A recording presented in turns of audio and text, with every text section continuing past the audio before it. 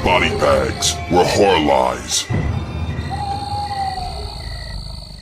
What's up, everyone? This is Kyle, filling in again, doing a review over here on BodyBags. Today, we had to pick a movie that was a PG-13 horror movie. I wanted to do something a little bit different. I mean, it's not really too different, but it's a movie that I really enjoy. It was kind of hard picking out a PG-13 horror movie. There's pretty much every one that I watch, or every one that I've gotten is pretty much R or unrated. I mean, I have seen some PG-13 horror movies, and those are kind of hit or miss in my opinion. PG-13 stuff. I mean, they can be really good or they can be really shitty. But the movie I picked out is the Mothman Prophecies. If you can see it over here, I got it playing. I really like this movie. It's an older movie. It came out in 2002, starring Richard Gere.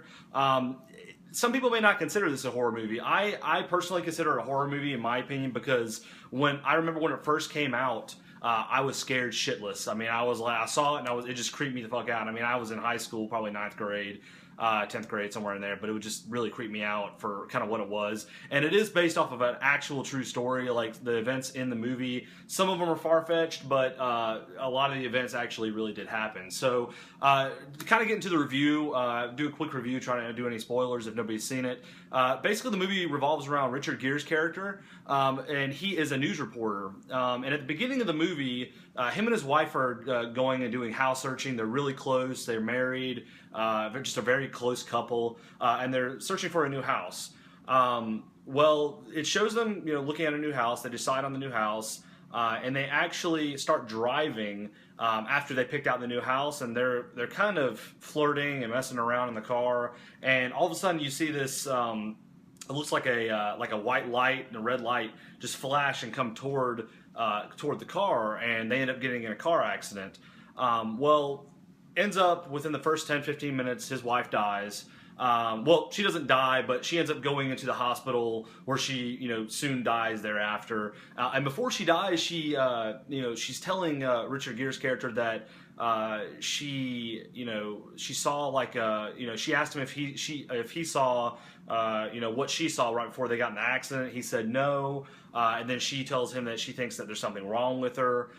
He kind of blows it off in a way. He's kind of weirded out by it, but sort of blows it off. And then right after she dies, he notices a notebook with a bunch of pictures of looks like drawings of like a mosquito or like a moth in the notebook. So pretty much at that point, he's kind of weirded out. He wants some answers to the questions. Then it fast forward about 2 years later, and he's doing this big interview with this governor. And he just needs a little time to himself, so he ends up driving, just driving out. He's invited to a party, but decides not to go, so he just starts driving, trying to get time to himself.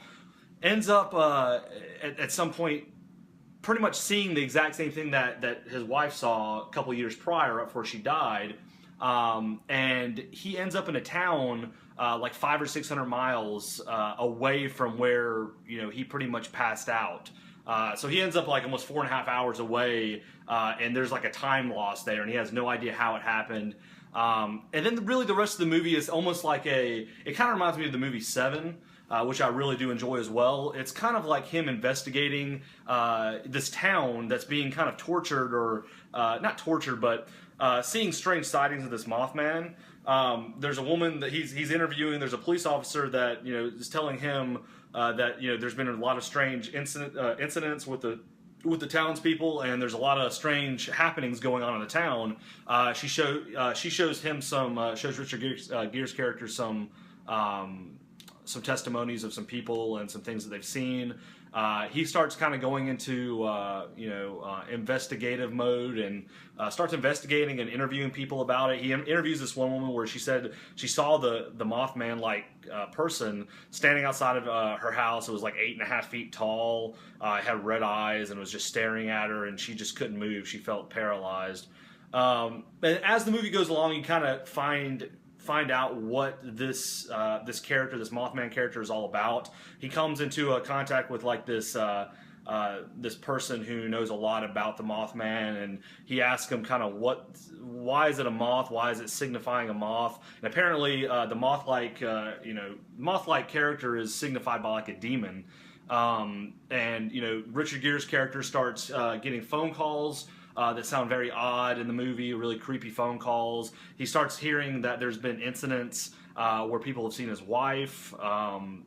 It gets kind of wild and out there. Then toward the end, the Mothman starts calling him, and he starts hearing and getting notes, like strange notes from this character, predicting future tragedies, like future events that are going to happen that haven't happened yet, that are going to be very bad tragedies. He predicts like a plane's going to crash, and then he predicts this bridge will collapse. And Richard Gere has to pretty much, nobody believes him, everybody thinks he's crazy, but he has to pretty much convince certain people that he's not, and try to get people to believe him so people don't die.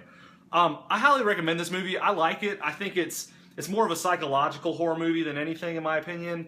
Some people may not find it like really scary. I think it's just really creepy.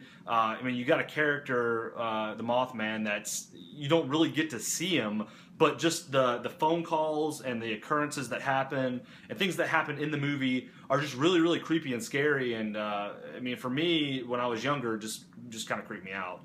Thought this would be a cool addition for a PG-13 movie. So, check it out. Probably give this movie about a 7 out of 10. It is an older movie, but you can get it cheap off eBay for a couple bucks. You may even be able to find it in a pawn shop for $1 or something. But until next time, guys, appreciate you guys watching this review, and leave me some comments. Let me know what you think, if you've seen the movie, or if you haven't. Let me know, what you think about the movie. And peace out. See ya.